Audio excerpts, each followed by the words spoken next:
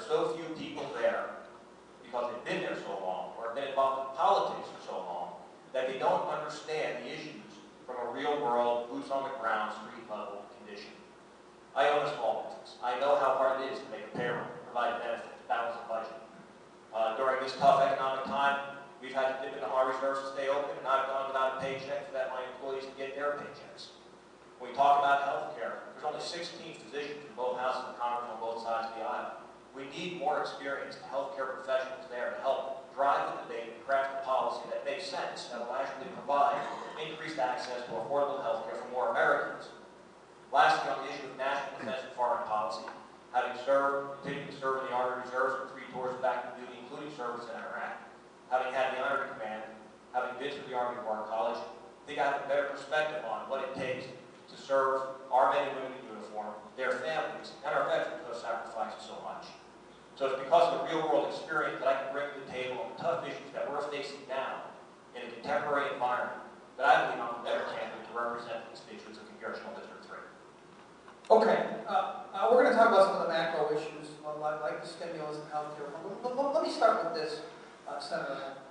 I've watched what Congresswoman Titus has done since she took office, and the biggest problem in her district probably is the foreclosure crisis.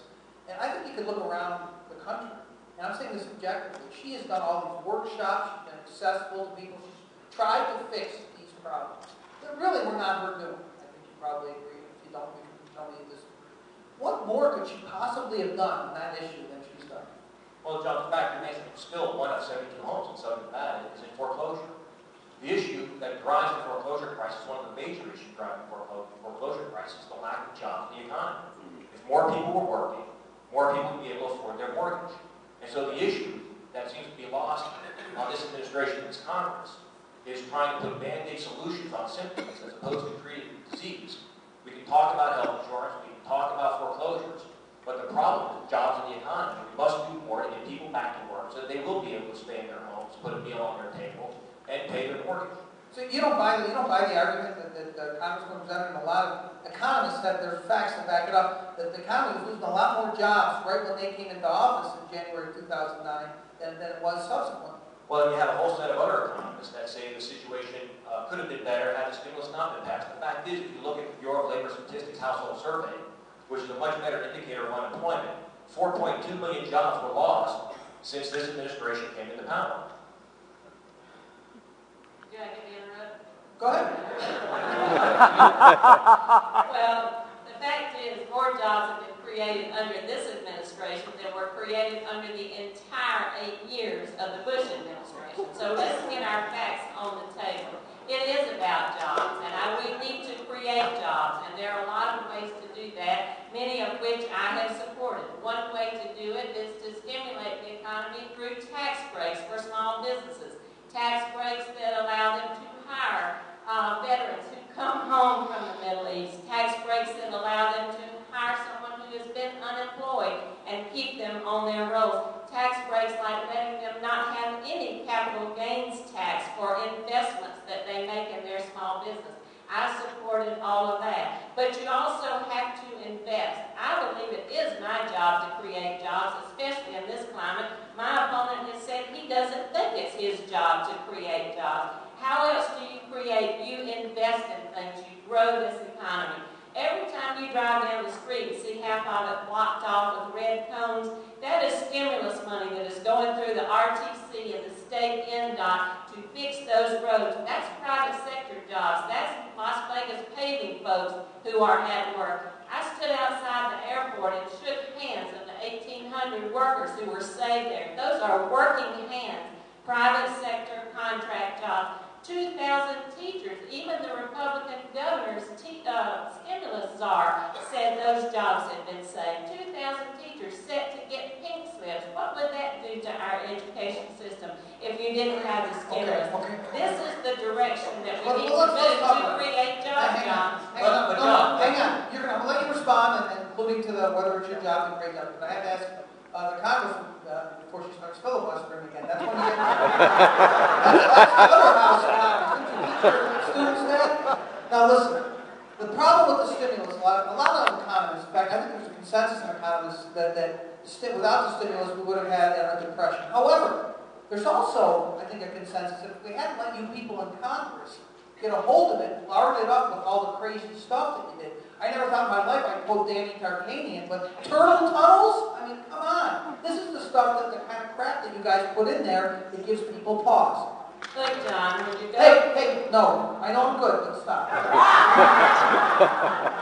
When you go to the floor of the Senate, you don't get, or the House, or either house, you don't get to vote yes, but, no, but, yes, I like this part, but no, not that part. You have to weigh the bill.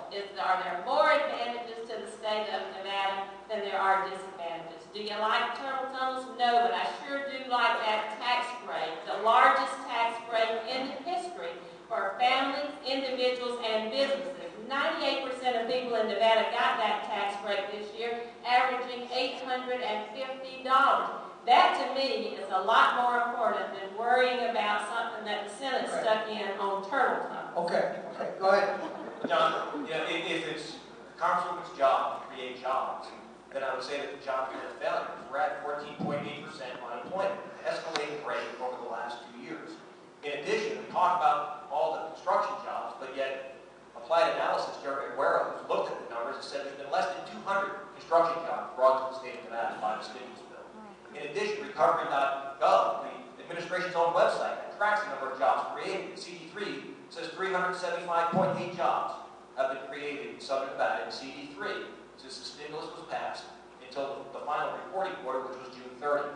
So we're not creating a lot of jobs. In fact, again, Jeremy Aguero states that the bill was more of a welfare package than it was a stimulus package. The Wall Street Journal states that less than 12 cents of every one of those dollars would be considered stimulating to the economy. So we need to find ways to better stimulate our economy to get people back to work.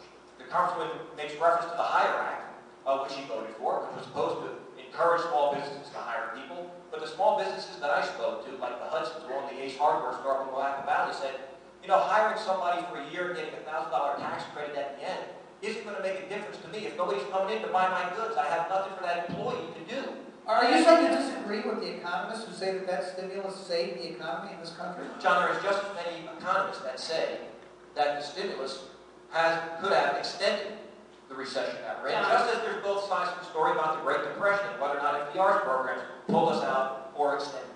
I don't think there's any question about that, as history will show. But I don't hear any citations of any economists. In fact, economists from the right and left have said without the stimulus we would be in much worse shape. One of the often quoted ones on the Republican side is Mark Zandi, who is the economic advisor to John McCain. He is one of those who has said we would be much better off. We are much better off thanks to the stimulus having passed. It is a move in the right direction. Do we wish it would create more jobs? Do we wish it would be faster? Absolutely. But the solution is not to go back to the failed policies that created this loss of jobs in the first place. But let's not forget that the Democrats have controlled Congress for 4 years, not just the time that the Congresswoman has been there. And in fact, you want citations. Here's the article in which Jeremy Aguero has talked about the number of jobs that's been created in the construction industry at a cost of $356,000 per job created.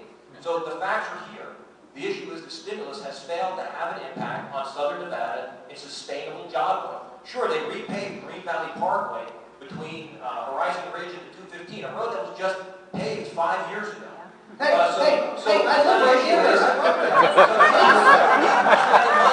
Just for the sake of spending money. Absolutely. I totally agree. You don't spend money just for the sake of spending money, but you do spend money to stimulate this economy. And I don't know why you want to debunk all other economists, but you think Jeremy Aguero is the Bible. But now let me ask you this. It's easy to sit on the sidelines and take pot shots and say we need to do things to create jobs. What suggestions do you have to make it I was just about to ask that. Listen, the idea of creating jobs, even the president said on September 27th that government doesn't create jobs, but they can help small businesses hire more people. So the fact is, government does not create jobs, which is what I said originally.